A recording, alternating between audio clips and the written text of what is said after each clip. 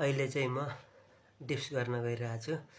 उमेरले चाहिँ 44 पुगेर 45 वर्ष लागे हैन। यो 45 वर्षको उमेरमा कतिचोटि डिप्स गर्छु तपाईहरु गेस्ट गर्दै काउन्ट गर्नु ल।